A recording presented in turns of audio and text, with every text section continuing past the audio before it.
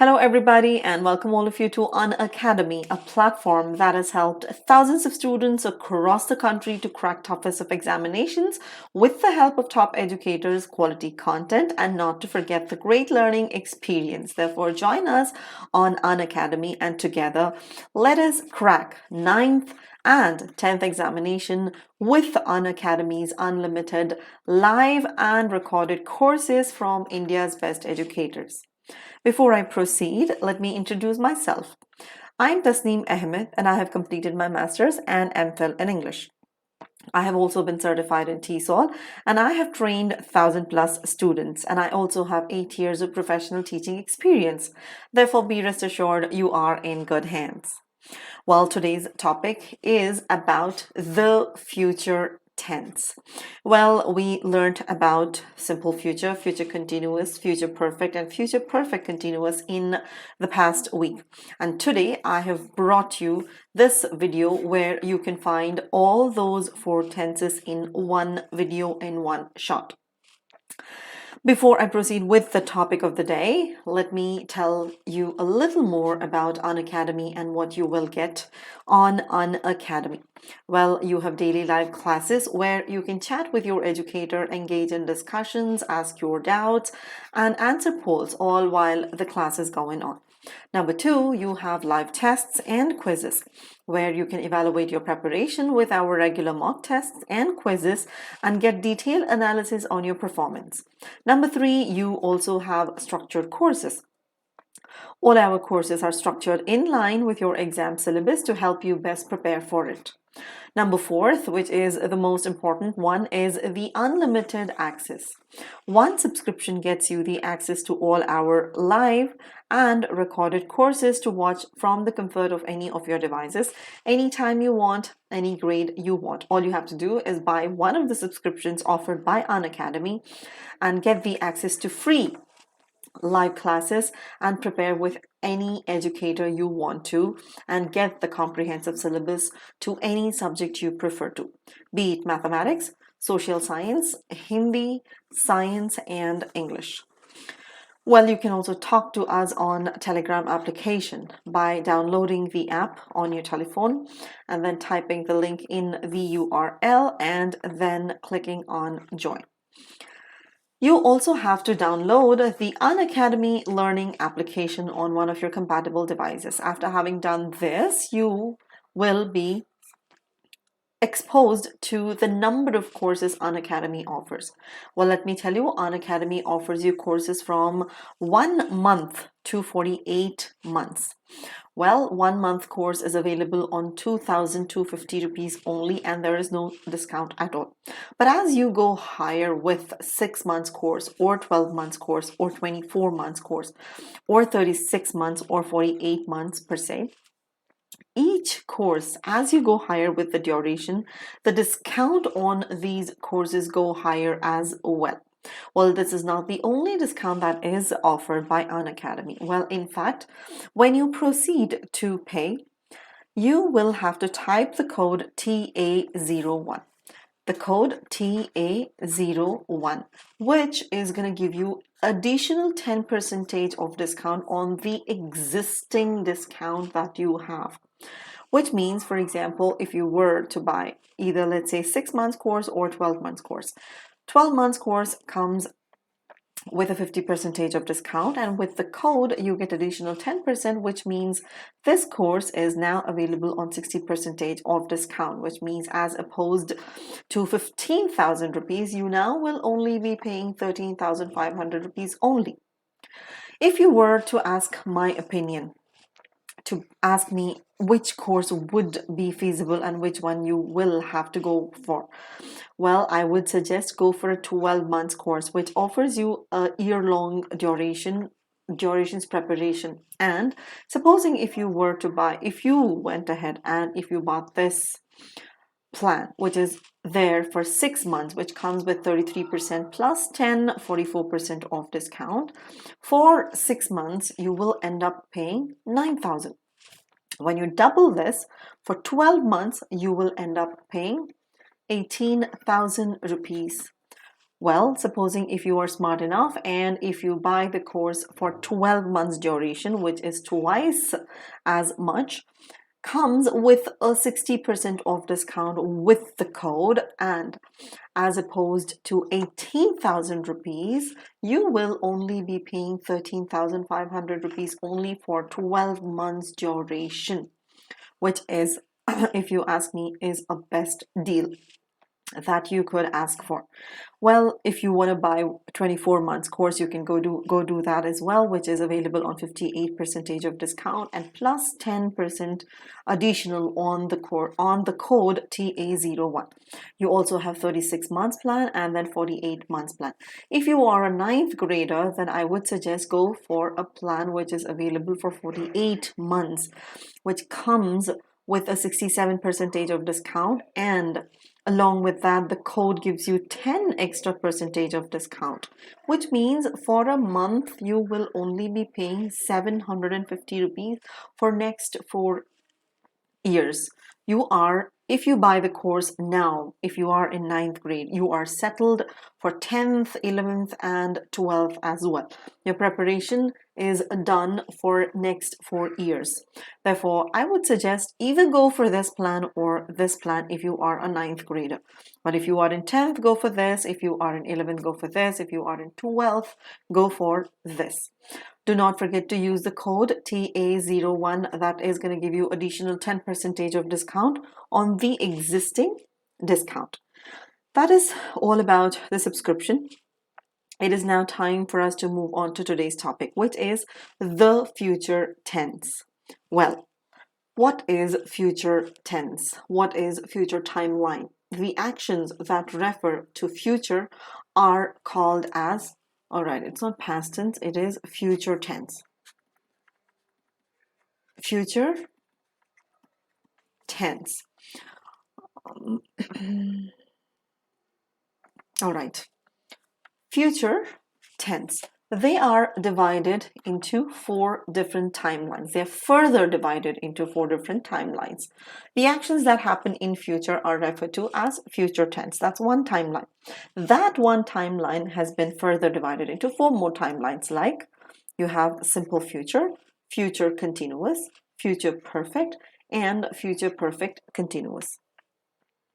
Before I proceed with the explanation of future tense or all the 4 tenses that I just discussed over here, let us know a little more about subjects, the types of subjects, so that it'll be easier for you to conjugate the tenses, future tenses. Well, when it comes to subjects, we have 2 types of subjects. Number 1, we have pronouns and we have nouns. We use either nouns or pronouns in subjects' place. Well, okay, pronouns are, you have first person, and then you have second person, and then you also have third person pronouns. And nouns are nothing but all the names of places, people, things, ideas. All the names that qualify as nouns are referred to as, which are used in subject's place, are called as nouns. Well, pronouns are many different types. Let us say, yeah, like I was saying, one second, again, the issue. Yeah. First person pronoun, second person pronoun, and third person pronoun. We have 3 different types of pronouns which are used in subject's place. In first person, we use I and in singular, and then we in plural. And in second person, we use you in singular, and even in plural, we use you.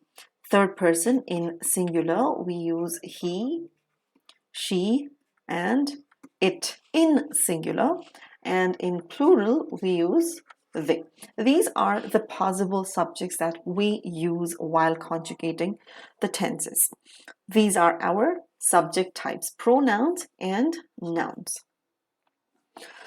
Let us now move on to the next one, which is a verb. What is a verb? A verb is an action word that denotes the action in a statement. Well, there are two types of verbs. Number one are referred to as main verbs. And number two, we refer to them as auxiliaries or helping verbs.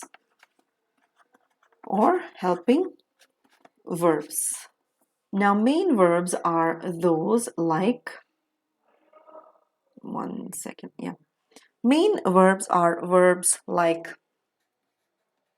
run, walk, talk, think, jump, drink,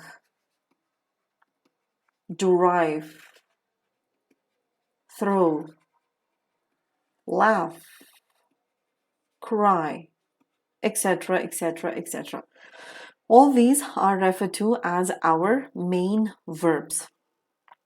All these are referred to as main verbs.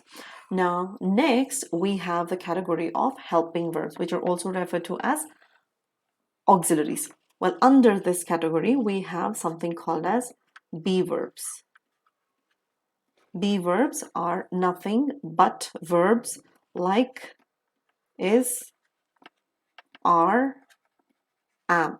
The past tense of is, are, am is was and were. And the future is will be. You also have something called as have verbs, which are have, has, and had. Then you also have do verbs like do, does, and did. Then we have the modals. Modals are nothing but can, could, shall, should, may, might, etc. All those are referred to as modals. Well, we have discussed this many number of times in our previous sessions, starting from present tense till today. I have talked about these different types of subjects and these different types of verbs. By now, you should have memorized these things. But then it is important that you be aware of main verbs and you be aware of these helping verbs. These helping verbs connect the verb, the main verb, with the subject to give a meaningful statement. Next is we have the 5 forms of verbs. The first form is called as root verb, is referred to as root verb, or you also call them as base forms.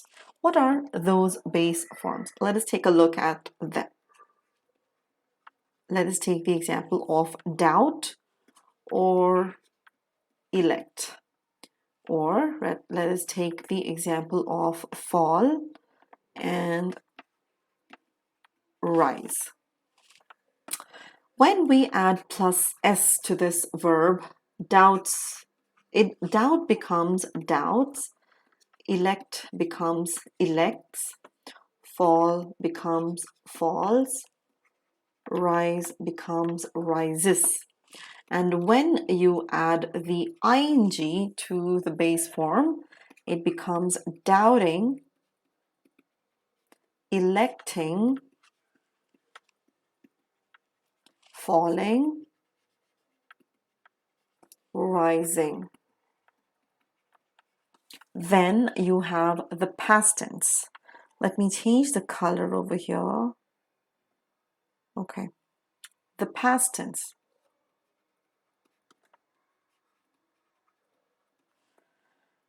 The past tense of doubt is doubted.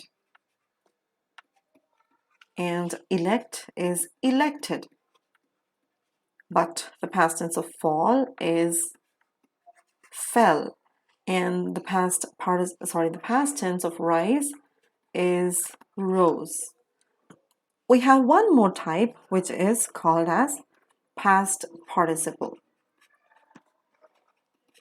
Past participle, and the past participle of doubt is doubted, elect is elected, fell is fallen, and rise is risen. Now these are the past tenses and the past participles. Now the question that we have to ask over here is the difference between these verbs and the difference between the past tense and the past participle. Well,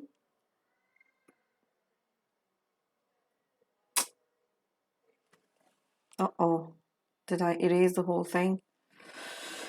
All right, let me write the past tense alone here. 1 second.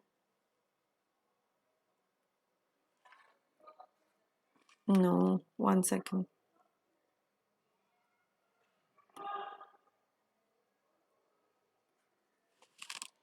Okay. I was talking about the past tense and the past participle.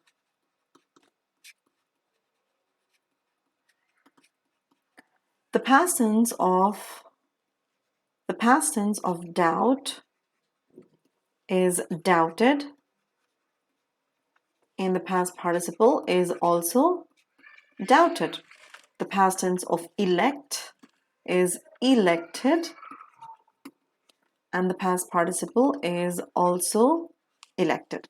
Well, the past participle of fall, the past tense is fell, whereas the past participle is fallen. And for the verb rise, the past tense is rose and the past participle is risen. The question over here that you need to ask is, these verbs like doubt and elect have similar past tense and similar past participles, whereas the verb fall and rise have a different past tense and a different past participle.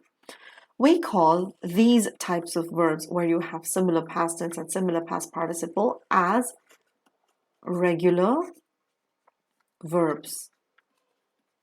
And the ones which have different past tense and different past participles, we call them as irregular verbs. This is important for you to know because when you are conjugating perfect tenses, it is important that in simple past we use past tense, and in past perfect tenses we use past participles.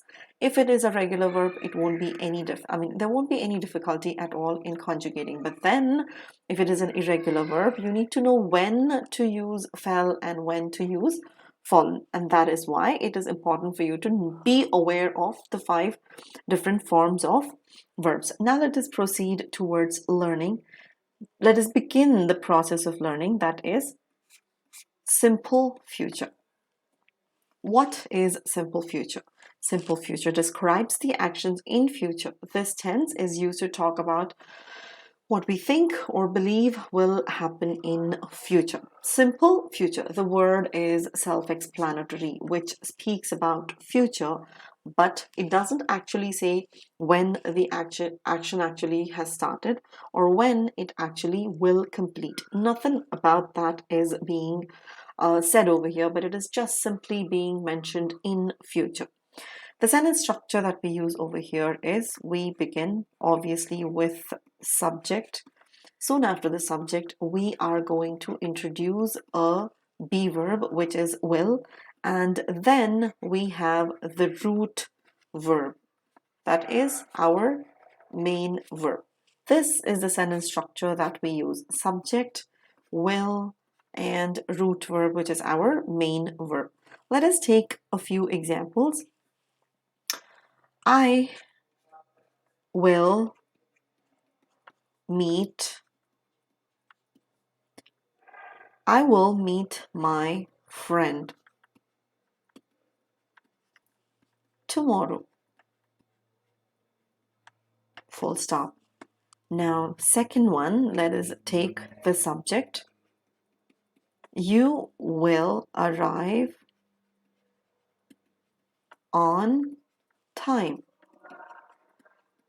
Next one, if you have a subject, we will call them. Or you can also use the subject they here, or with subjects he, she. If you remember well, with subjects he, she, and it, in present tense, we use a plus S formulation. But when it comes to future tense or past tense, we do not use plus S verb over here at all. We in fact go ahead and we use the same sentence structure with third person singular subject. That means, supposing if you use he, she, or it as your subject, you will still use the same be verb, that is it will, and then you use a main verb, that is, let us say, run again tomorrow. Referring to future over here, I will meet my friend tomorrow. Will meet, subject being I, you, they, he, or he, she, or it. These are our possible subjects, and we use will as our auxiliary, and then we use a root verb which is meet, arrive, call, and run, referring to future. This is our simple future. Now, how do you convert these into negatives? Well, to convert these into negatives, you will introduce the negative word, which is not, right next to the word will. And you get a statement like this: I will not meet my friend tomorrow, or you will not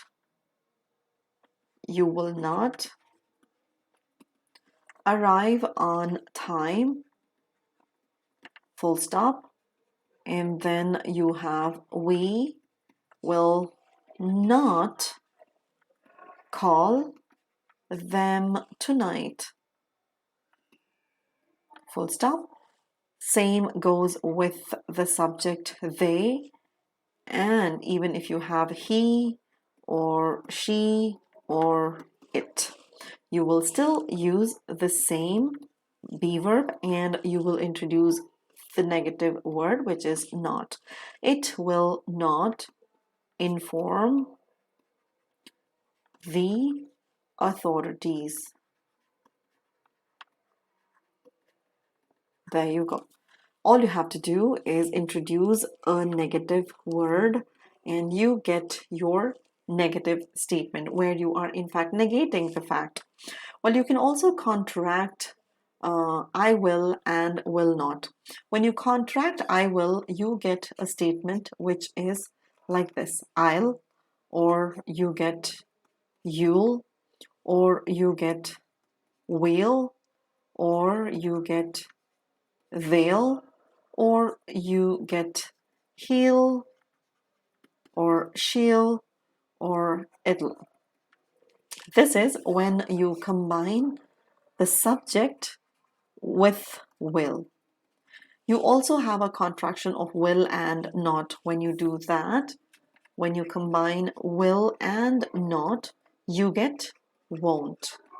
So that means you say I won't meet, you won't meet, we won't meet, they won't meet, he won't meet, she won't meet, it won't meet. The thing that you have to remember over here about contractions is that these are used only in your speech or in your informal situations, In your academic and formal situations, you do not use this, but instead you stick to the separate words, the ones which are over here. But in your speaking and in your informal situations, you can definitely go ahead and use your contractions. Let us now move on to the next one, that is to frame your yes or no questions. To frame our yes or no questions. Well, what are yes or no questions? Yes or no questions are those questions which in fact in response to these questions you get the answer either as yes or no. We begin the sentence structure. We begin the question with an auxiliary. That is, here you have a statement, I will meet my friend tomorrow. All you do is move the word will to the front and you get a question.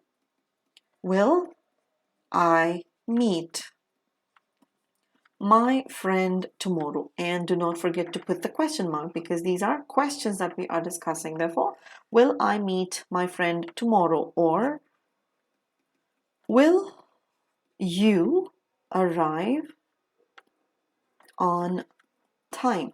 Question mark.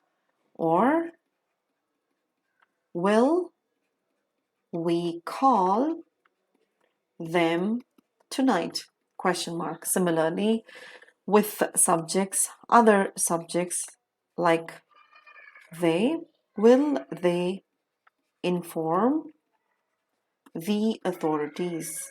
The same is the case with other subjects like he, she, or it. Will it or will he meet my friend, or anything that suits your explanation or suits your question. These are our yes or no questions. Will, subject, and then your root verb. How do you frame your negative yes or no questions? Well, all you do is introduce the negative word. You bring your auxiliary to the front, and after that you insert your negative word over here like this. So we get a statement like, will he not run again tomorrow? How do we end it? We end it with a question mark because this is our question. Similarly, will she not speak to her parents? To her parents. Similarly, with other subject, will it not take time for them to accept new rules? You begin with will, and when you combine will and not, what do we get? We get won't.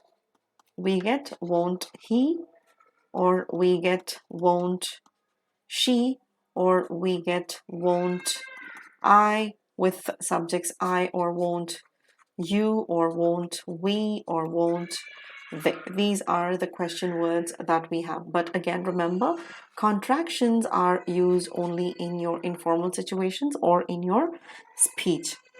Now let us move on to the next one, the WH words.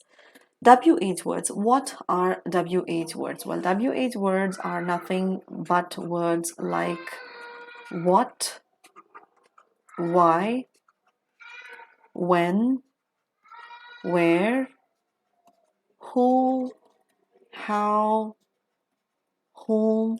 All these are our WH words. How do you frame a WH question word? Well, you definitely bring the auxiliary to the front, but before that, you put a WH word in front. That's how you frame your WH questions. Well, let us take any one of the WH word over here. Let us say, when will I meet my friend? When will I meet my friend? You have your WH word over here. You will arrive on time. So let us again take the word when, and let us say, when will you arrive? Question mark. We will call them tonight. So let us again take the word when, and when will we call them? Question mark. They will inform the authorities. Why? Let us take the word why, and let us say, why will they inform the authorities? And there you go, end it with a question mark. Like I told you, you begin the statement with a WH word, you bring the auxiliary to the front, and then comes your subject, and then comes your negative word. What about the negative formation of WH word?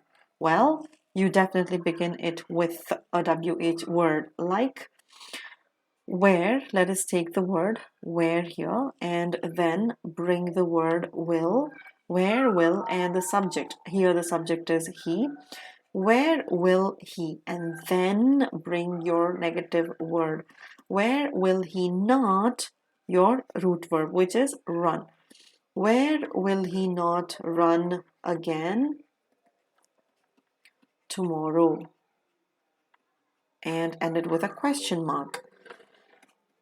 Who? Let us take the word who. Who will she not speak to? And question mark.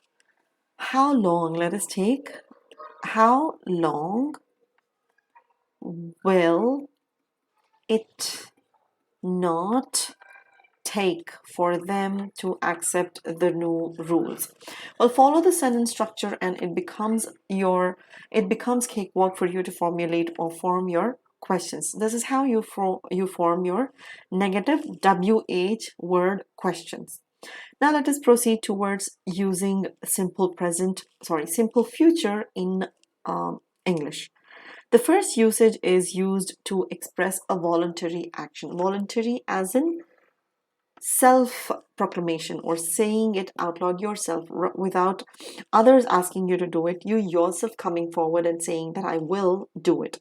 So to express a voluntary action, you use simple future. It is mostly from the speaker. Hence, we use I or we. It is a voluntary action, right? Therefore, it is always first person who says or does this. What are the types of sentences that we can use? As I said, it is from the speaker. We either use I or we in this scenario. And let us say, if I say, I will take him to the gym class, full stop. I will take him to the gym class, or we will organize the meeting, full stop. I will take him to the gym class. It is a voluntary action. Nobody is asking him to do that. Nobody is asking me to do that. But then I want to do it. Therefore, I will take him to the gym class. Similarly, we will organize the meeting. Nobody is asking us, but then we would like to do it. Therefore, we will organize the meeting. Similarly, if I say, I will arrange the party. I will arrange the party, or I will throw her a party. And question mark. Again, all these are, you are voluntarily saying that you will do it. Nobody is asking you to do it, but then you are expressing it out of your own will. What is the difference between will and can? Well, will shows the willingness. Will as in willingness, as if I want to do it, I am willing to do it, I have the wish or I have the desire to do it. But can shows the ability. It doesn't speak about your willingness, but it only speaks about your possibility or the ability to do the action. Supposing if I write the statement, I will not come to the party. And if I say, I cannot come to the party. There is a huge difference between these two statements when you say will not and when you say cannot. Well, when you say will not, you are expressing your intention over here. That is, I will not come to the party, as in I can. If you talk about my capability of coming, of course I am capable of coming. I am free. I've got no work. I can come to the party, but then I have no intention of coming to the party. Therefore, I will not. I am not willing to come to the party. I cannot come to the party because I have a meeting at that time. I really want to come to the party, but then as I'm busy elsewhere, as I'm stuck elsewhere, I cannot come to the party. Therefore, cannot speaks about the ability, whereas will shows your willingness. Will shows your willingness. That's the difference between will and can. Now let us move on towards the second usage, which is to express a promise. This also is from the speaker, hence we use we or I. So supposing if I say, I will call you as soon as I reach. As soon as I reach. So this is a promise that I'm making. I will call you as soon as I reach. Or supposing if you say I will, or you can also say we will or I will make sure things are sorted. Trust me, I will make sure things are sorted. Again, another promise that you are making. So when you express a promise that is again from the speaker and not from the other person, you definitely use simple future. What do you use over here? Simple future. Let us move on to the next usage, and you use simple future with expressions like I think, I'm sure, I believe, I suppose, and probably. How do you use that? Let me tell you how. I think I will leave now. Number one. Number two, you can use the other one. I'm sure you will forget it. Number three, I believe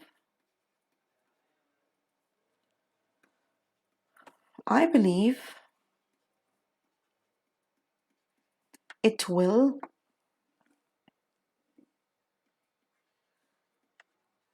reach here on time. Or you can also say, I suppose I will take your leave now. Or you can also use the phrase, probably I will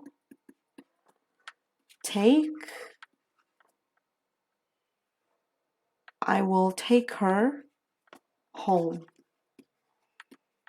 All right. So now here we are going to use I think, I'm sure, I believe, I suppose, and probably. And here this is our future. I will, you will, it will, I will, leave, forget, reach, take, and take. All these are our root verbs. So you also use simple present with the expressions like these. Next is the one which is very important, which is future continuous. The word continuous is self-explanatory. You don't really have to brood, or you don't really have to think too much when it comes to continuous. When we say continuous, we are talking about an action that is going on. But when is it going on? In future. In future reference, the action is in progress and it has not ended. What sentence structure do we use over here? Well, we begin with a subject over here, and soon after the subject we will introduce the auxiliary will be, and here comes the ing main verb. You have subject, will be, and ing main verb. Next is future continuous. Let us take the examples of future continuous with subjects I. All the subjects here. He plus s doesn't apply over here. That is he, she, it. Even these subjects follow the same structure, that is will be and ing form. Supposing if you say I will be waiting for the bus, or you can also say we will be meeting her at the mall, full stop. Next is they will be attending the ceremony. Next subject, it could be any subject for that matter. He, she, it. We left out the subject you. For all these subjects, you use will, be, and the ing form. Let us say we will be talking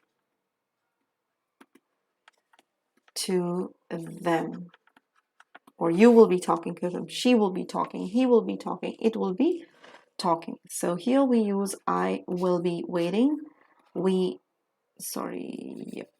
is we will be meeting, they will be attending, he, she, it, or you will be talking. Let us move further and try and analyze how to make these negative statements. Well, to make it negative, we are going to insert the negative word in between the word will and be. Rather saying will be, we're going to say will not be, like this. I will not be waiting for the bus. We will not be meeting her at the mall. You will not be asking her to join us on the trip. They will not be attending a ceremony tomorrow. The same is the case with she as well. You can just simply say she will not be asking her to join us on the trip. Same is the case with other subjects like he and also it as well. To make it a negative, all you do is insert a negative word in between will be. Rather saying will be, you say will not be.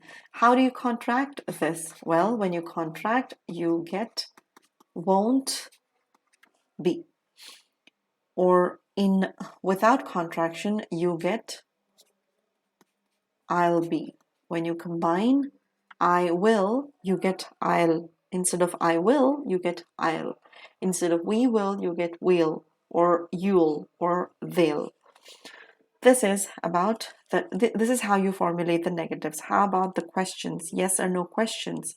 Well, like I told you earlier, you will bring the auxiliary to the front and it becomes will I be? Will I be waiting for the bus? End it with a question mark. Or you say, will we be meeting her at the mall? Question mark. Will you be asking her to join? Will they be attending the ceremony? And there you go. you have your question mark. How do you frame the negative questions? Well, you certainly will bring the auxiliary to the front, but then after having done that, you will introduce the negative word like this. Will, and then you have your subject, which is here, I, and then your negative word. Will I not be waiting for the bus? Question mark. Same goes with the other questions as well. Will we not be meeting her at the mall? Or will you not be asking her to join us on the party, on the trip? Will they not be attending the ceremony tomorrow? Question mark. And when you contract, we get won't I, or won't we, or won't you, or won't they. The same is the case with other subjects as well. You can also bring in he, she, or it over here in the subjects. The structure still remains the same. Moving on to WH word questions. What are WH words? WH words are nothing but words like what, why, when, who, how, where, which, where, whom, whose. All these are your WH questions. To formulate these questions, you begin the statement with a WH word like this. Let us say why. Let us take the example why, and let us say will. We will bring the word will to the front, and then we will bring the subject, which is I. Why will I, and then be. Why will I be waiting for the bus? Let me write it. Why will I be waiting for the bus? End it with a question mark. Similarly, where. Let us take the word where will we be meeting her. Let us eliminate this part. Question mark. You will be asking her to join us on the trip. Why will you be asking? Why will you be asking her to join us on the trip? They will be attending. They will be attending a ceremony tomorrow. Let us take the word when. When will they be attending a ceremony tomorrow, or the ceremony tomorrow? What about the negatives? How do you formulate the negative questions when it comes to these questions? Well, all we do is insert a negative word. We still will bring this to the front. Let us take the word why will, subject is I. Why will I, and introduce the negative word. Why will I not be waiting for the bus? There you go, your question mark. Similarly, why will we not be meeting her at the mall? Question mark. Third one is why will you not be asking her to join us on the trip? Or similarly, why will they not be attending a ceremony tomorrow? When you contract, you get why won't I, or why won't you, or why won't they, why won't we, why won't he, why won't she, or why won't it. Let us move on to the usages of future continuous. Like I told you earlier, future continuous is referred to express an action that is going on in future. The first usage is to express an action that will be going on in future at some point. For example, let us take the example, we will be learning grammar tomorrow. We will be learning grammar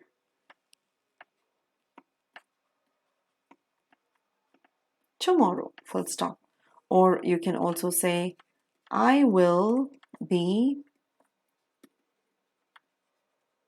teaching tenses next week. Or you can also say, you will be learning tenses next week. The subjects she or he or it also takes the same thing. Will be. She will be attending the party.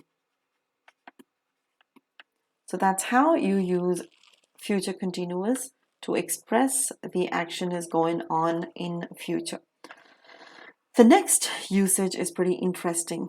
Use the future continuous to indicate that a longer action in the future will be interrupted. Here, two actions will happen. One, a longer action, and another one is a shorter action. Use future continuous to indicate that a longer action in the future will be interrupted. The interruption is usually a shorter action in the simple present, not simple future, simple present. Why? Because the simple future cannot be used in clauses beginning with time expressions such as when, while, before, after, by the time, as soon as, if, unless. All these are time clauses. All these are time clauses, and when we are expressing two actions in future, one is supposed to be in simple future, another is supposed to be in future continuous, right? But not here. When you are using time clauses, the shorter action will be in simple present. The shorter action will be in simple present, and the longer action will be in future continuous. How can we use that? Let me give you the example and then clarify. I will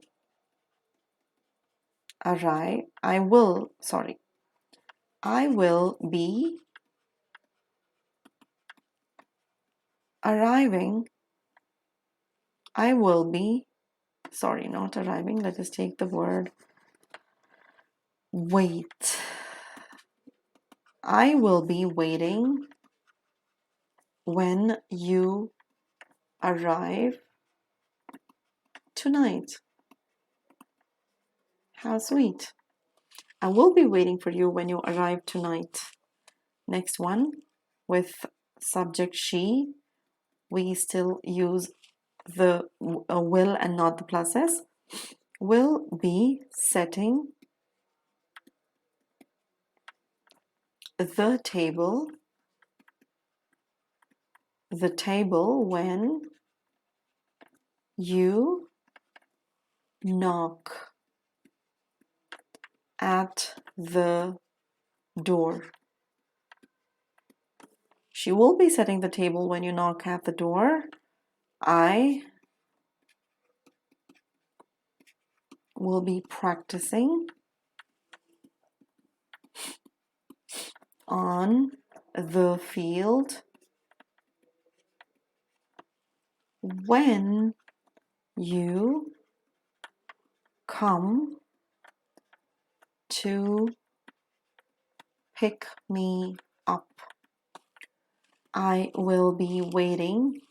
This is our longer action. When you arrive, this is a shorter action that interrupts this action or replaces this action, which is in simple present. She will be setting the table when you knock at the door. Here again, when is used, which is a time clause. I will be practicing on the field when you come to pick me up. I will be practicing. That's our another usage. We have the third usage, which is to express the actions which are going on now and are expected to continue in future too. The actions are going on at the moment as well, and even in future you expect them to continue. What are those type of actions? Let us take the examples. We will be working from home for another few months. It's a perfect example here. We will be working from home for another few months. Well, at the moment as well, we are working from home, and even in future for another few more months, we will be working from home. So this is an action that is going on at the moment as well, and even in future as well, it is presumed to go on. The weather report says it will be raining like this for next few days. The weather report says it will be raining like this. Even now, at the moment, it is raining, and even in future, the weather report, according to the weather report, it is said that it will be raining for another few more days, just the way it is raining at the moment. The next is the fourth usage, which is to express two actions at the same time. That is, when you say, I will be cleaning the house,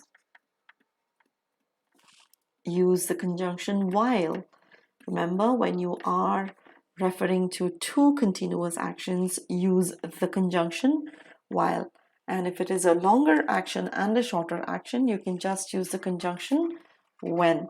But when you are using two continuous actions, longer actions, it is always advised to use the conjunction while. While you will be doing the dishes. Full stop. Another example would be, they will be singing while we will be dancing. While two actions are happening, they will be singing while we will be dancing. Two different actions are happening. Both are in continuous tenses, and we are expressing at the same time. One action is happening and the other action is happening as well. Well, there is an exception as well to this thing. To describe a definite future action that is scheduled. For example, if you say, I am meeting my friend tomorrow.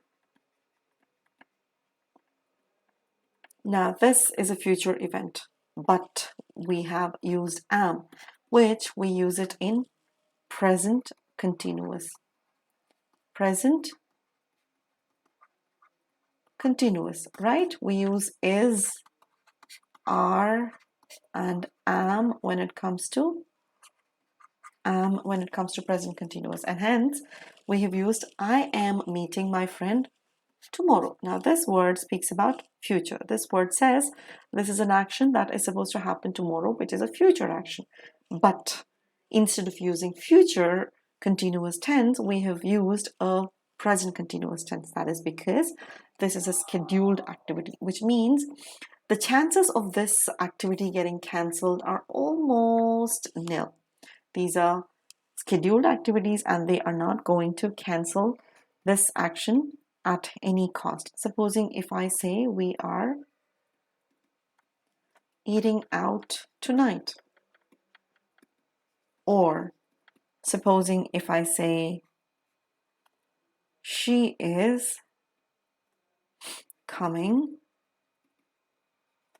home today. The flight is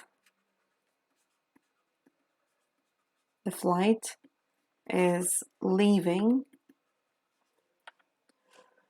at 7 a.m. tomorrow. Now here, all these are scheduled activities, but they're supposed to happen in future. Like, well, when you say today or tonight or 7 a.m. tomorrow, we are talking about a future event, but these are scheduled activities. That is why instead of using future continuous, we are going to use present continuous. For tentative actions, which are not scheduled and there is a huge chance of them getting cancelled. In that particular situation, you can go ahead and use future continuous. Rather saying I am meeting him tomorrow, you can say I will be meeting him tomorrow. Similarly, we will be coming home tonight. Now, when you say will be, you are in fact not sure. It's not scheduled. It is tentative. There is a chance of this activity getting cancelled. Example would be, supposing if you say, we will be eating out tonight. Or supposing if you say, we are eating out tonight. There is a huge difference between these two. When we say we will be, we're not sure, but then we're just planning, we're just thinking, so we will be. The chances of this action getting cancelled are high, whereas we are eating out tonight means the reservations are done, we are all booked up, we are ready, we only will have to get ready and go eat and come. That's the difference between future and present continuous. Let us now move on to speaking about imminent actions. Imminent actions are those which might or which will happen immediately. And the kind of sentence structure that we use is pretty interesting over here. Let us take a look at when you say I am and you say going to, I'm going to call her right away. Or supposing if you say it is going to rain, or he is going to fall. Now over here you can see that we have used is, but then we have also used going to. Obviously these are future actions, but then the way it's expressed is pretty tricky. You are using a present B verb, and then you are using the verb going to, and then you are going to use the root verb. And that is how you express imminent actions, which are going to happen immediately. Now let us go on to the future perfect tense. Future perfect is all about speaking about a perfect action, but the action is completed in future. So what is the sentence structure over here? Sentence structure is obviously subject, and here we will have, and then we will have the past participle. Remember, in all our perfect tenses, we only use past participles. Let us quickly take the examples of future perfect. Future perfect is referred to an action that happens in future. Supposing two actions have happened in future. Like if I say, by the time she arrives, I will have boarded the plane. Now let us analyze these two actions. Two actions have happened in the future. One is she arriving. Well, we are talking about future over here. If this is our present,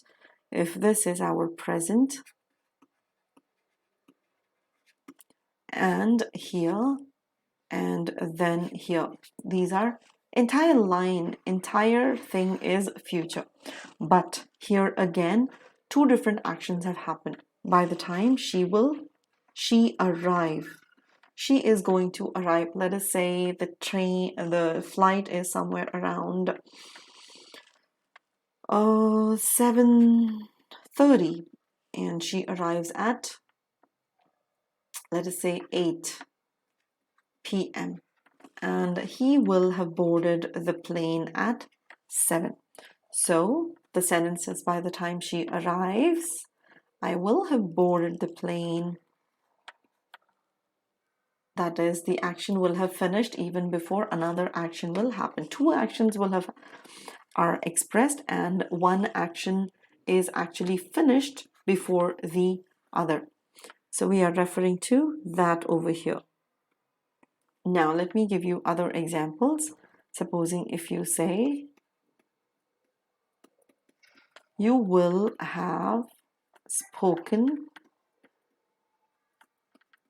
to him by then. Or you can also say, I will have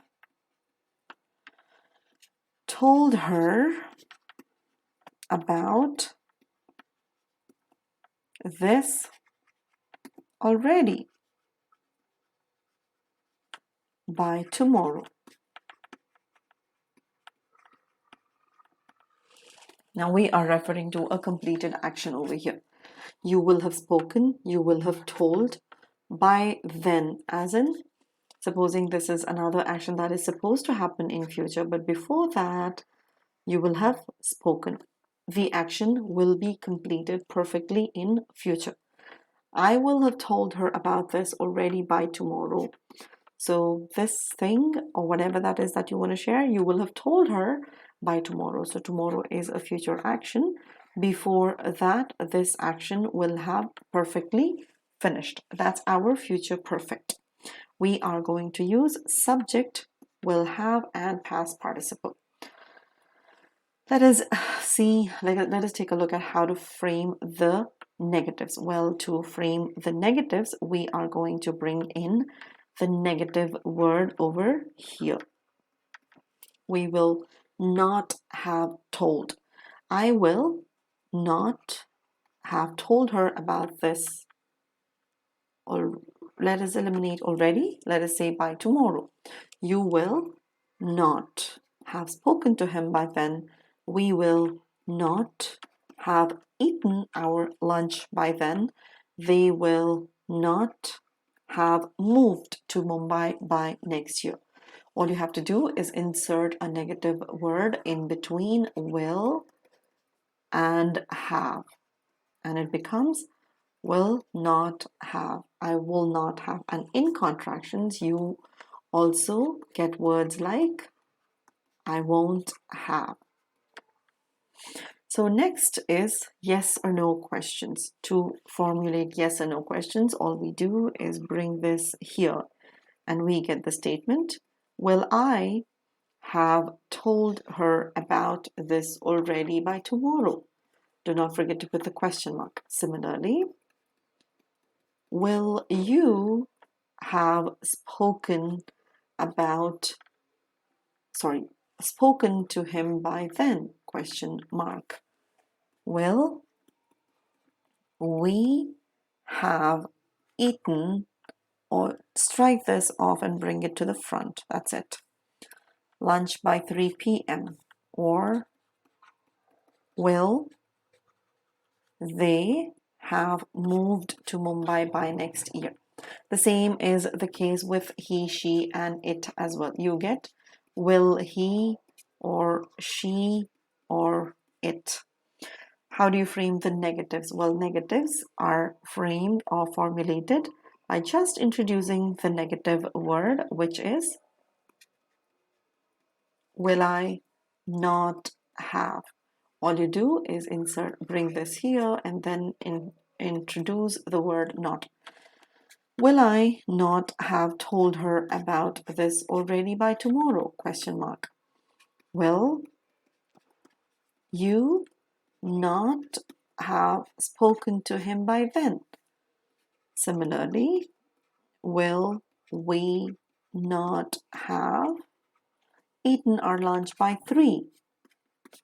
The same is the case with he or she or it or they. You begin with will.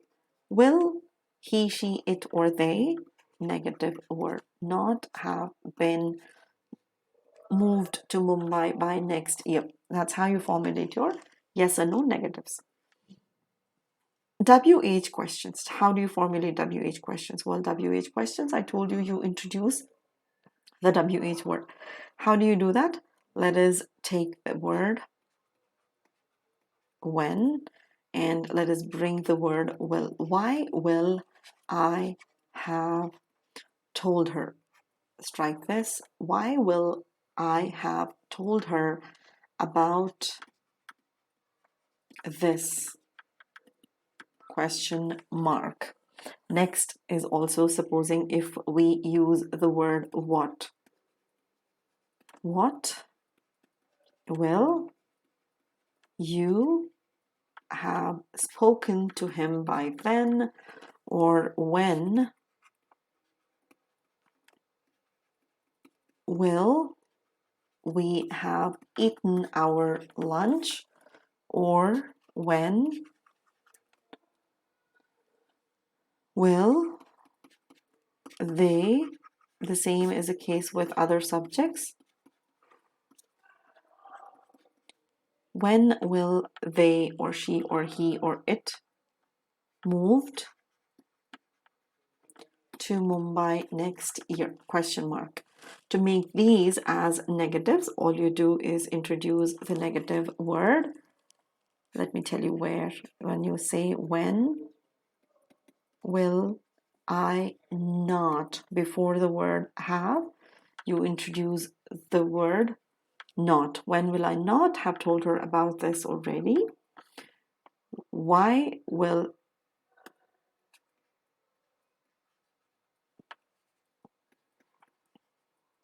let us take the word what. What will you not have spoken to him by then? Or the third one, let us take when will we not have eaten our lunch? Or when will they not have moved to Mumbai by next year? There you go, your question mark. Let us now move on to the usages of future perfect tenses. Number 1, it is used to describe an action that will be completed before a specific time. For example, if I say, by this time next month, by this time next month, I will have mastered my grammar. Number 2, let us say by next week you will have learned all the tenses. Now, let us focus on the usage over here.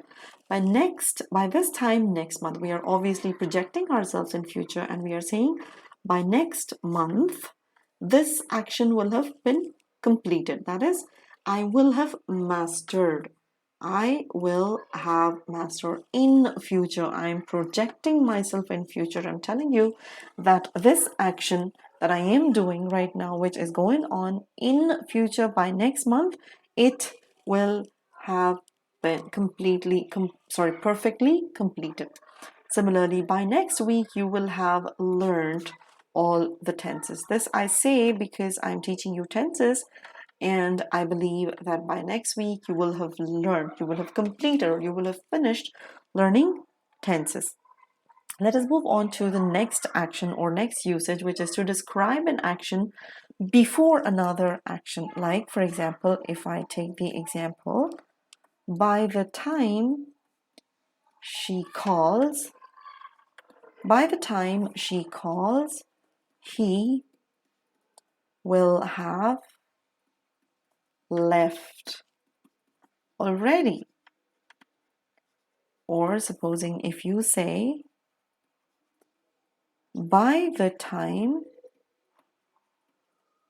you inform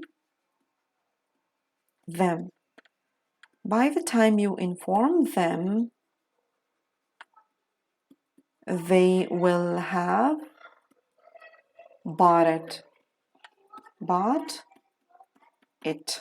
Now here we are talking about to describe an action before another action. That is, by the time she calls, this is one action that is going to happen in future. Before this action, one more action has finished, which is he will have left already. This action will be finished when this action will happen. Similarly, by the time you inform them, which is future, they will have bought it. This action will be completed. This is our future perfect tense. The next is future perfect continuous tenses. Future perfect continuous is the combination of two different actions. Number one, perfect, and number two is the continuous action. Future perfect continuous, which means the three timelines are connected over here. The action will be perfectly completed and it will still be going on as well. When we describe an action in future perfect continuous tense, we are projecting ourselves way ahead in future. For example, let me give you the example first. Supposing if I say by next November, we will have been fighting this pandemic for 2 years. Now, this is an interesting example. By next November, we will have been fighting this pandemic for 2 years. Well, when did this pandemic start? Well, it started in November 2019, last year, which is past over here, right? This is past. So it has come to present and it is November and it is 2020.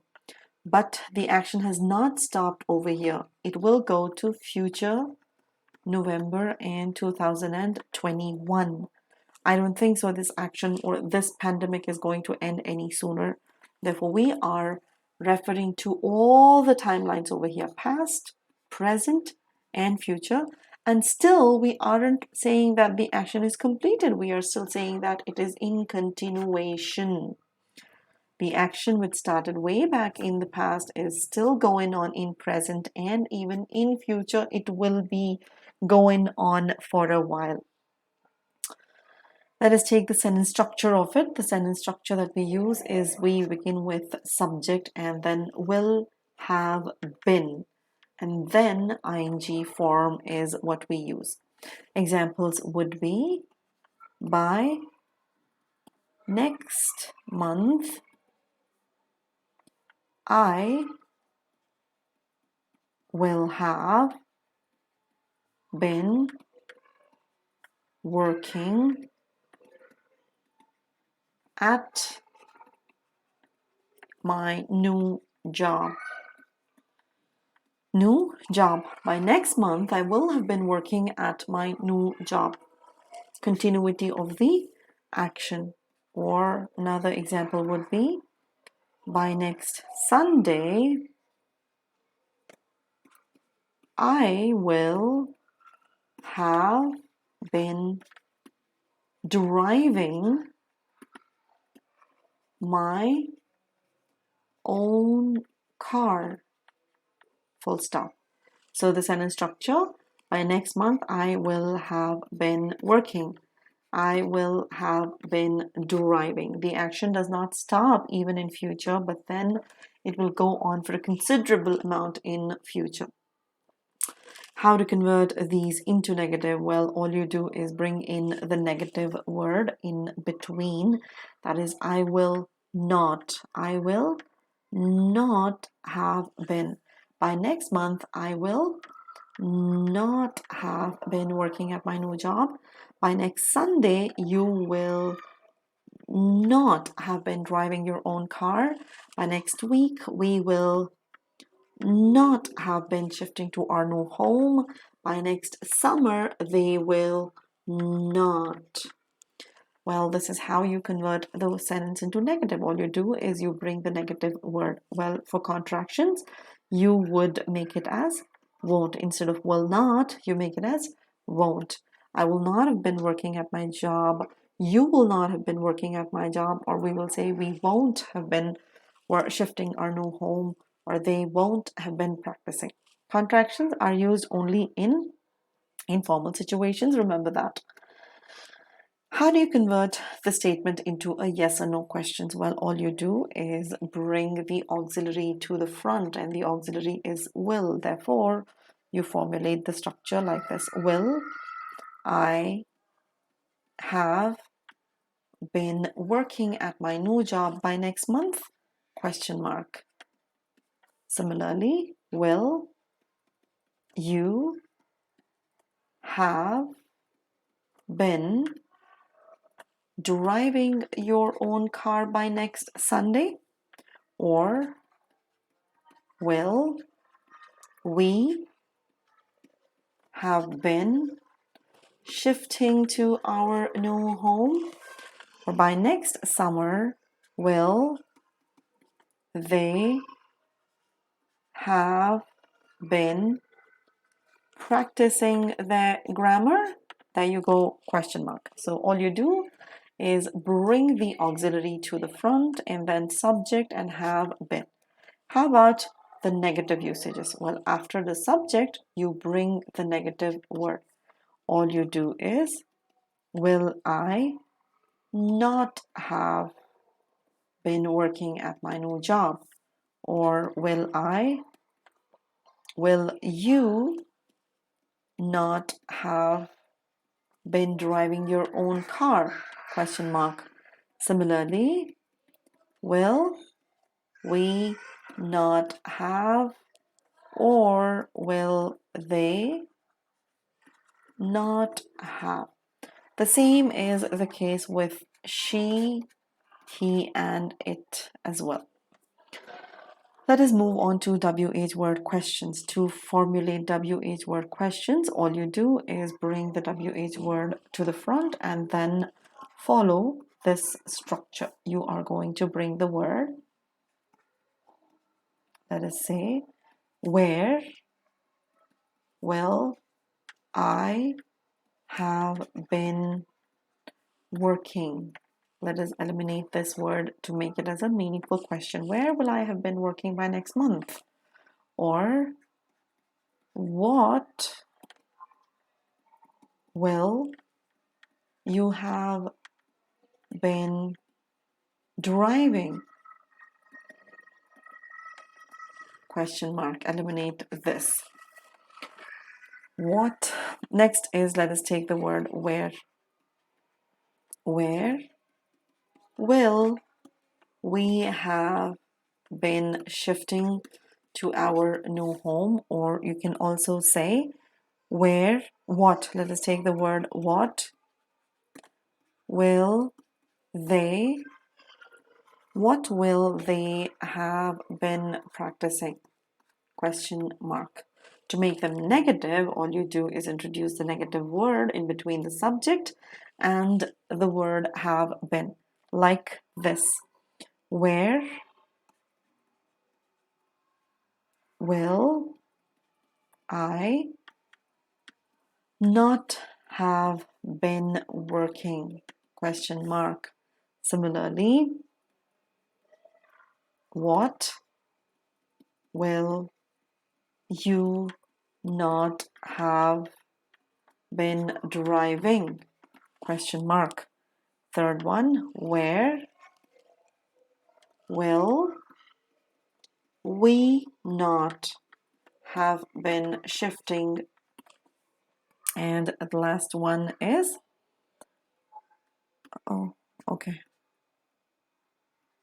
What will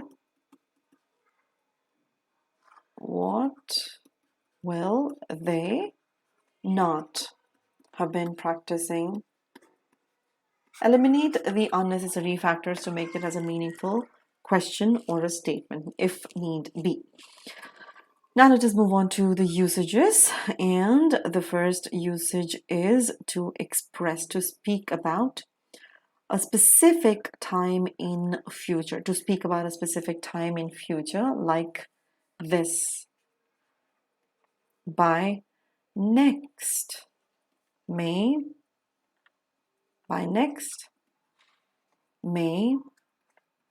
I will have been working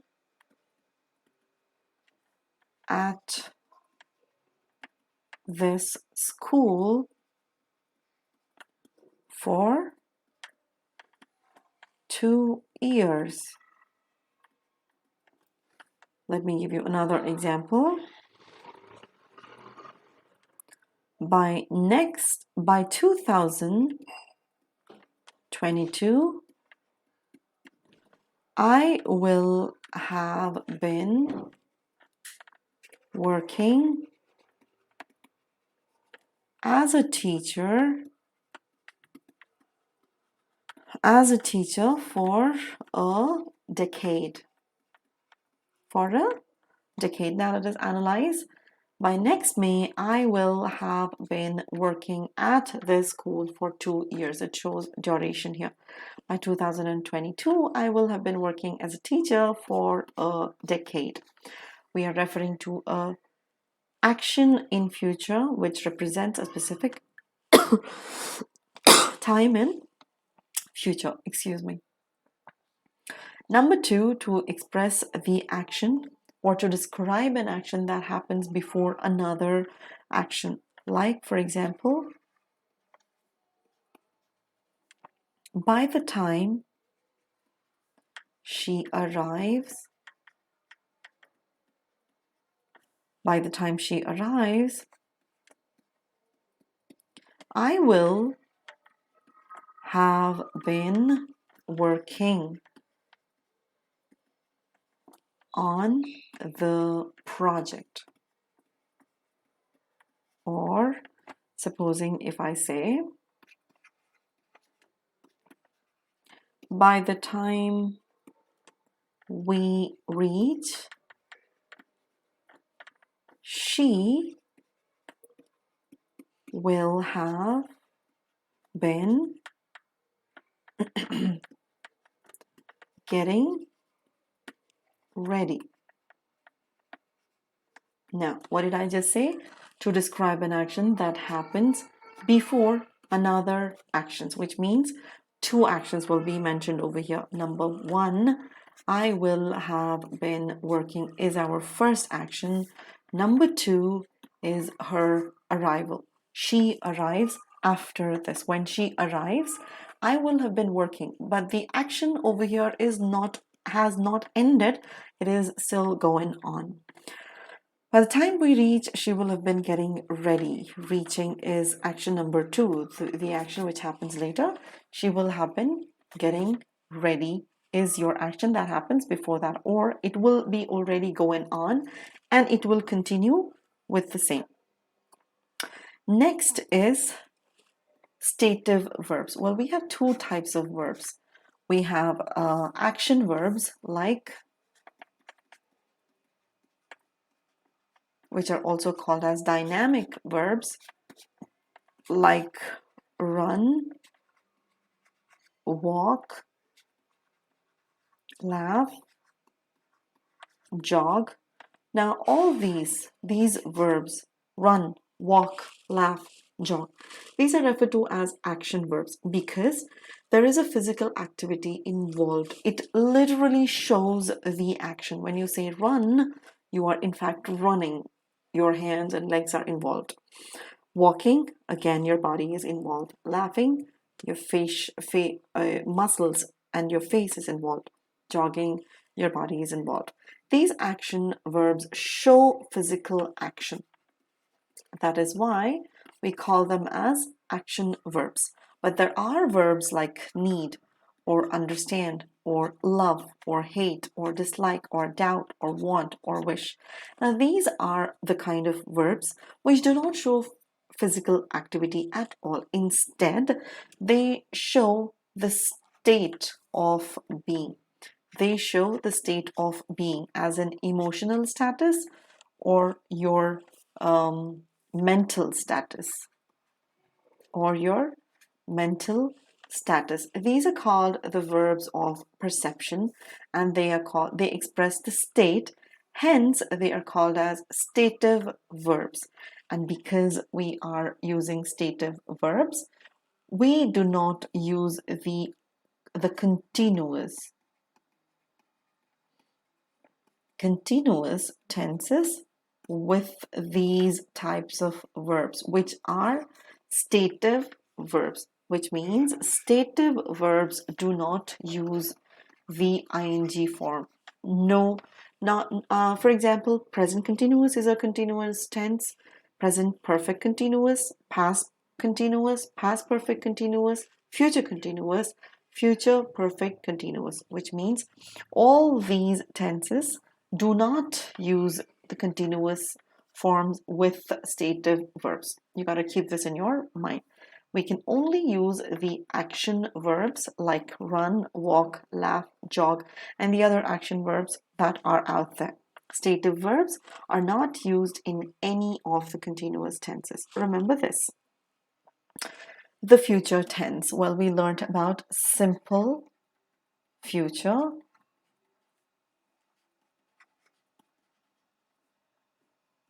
sentence structure is we use subject.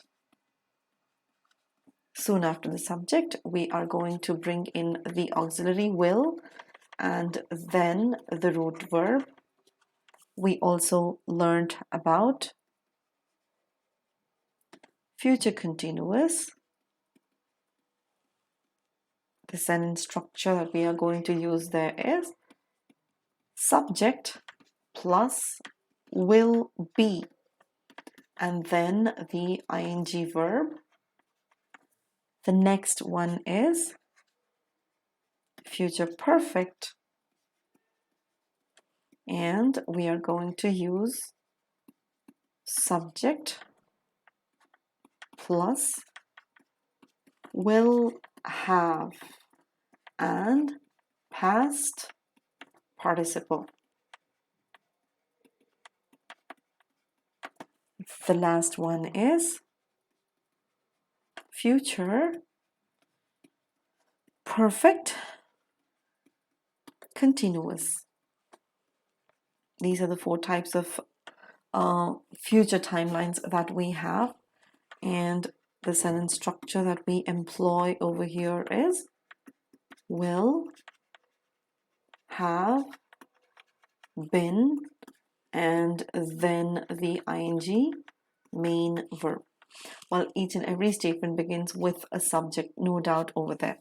In simple future, we use will and root verb. In continuous, we use will be an ing form, and then we use will have and past participle. And in future perfect continuous, we use will have been and then the ing verb. So this is our future tense: simple future, future continuous, future perfect, and future perfect continuous. The next video is focused on learning all the tenses, all the 12 tenses. That's correct. We learned 12 tenses in past 2 weeks. I'm going to try and bring in all the 12 tenses in one video. Stay tuned and wait for the video. Thank you for watching this video. Leave your comments below and subscribe if you haven't already. Hit that bell icon for notifications if you haven't already. And do not forget to use the code TA01 to avail that extra 10% of discount. Let us crack CBSE 9th and 10th examinations with Unacademy. Do join our Telegram group for latest updates on our upcoming videos. Well, thank you very much for watching. Have a good day.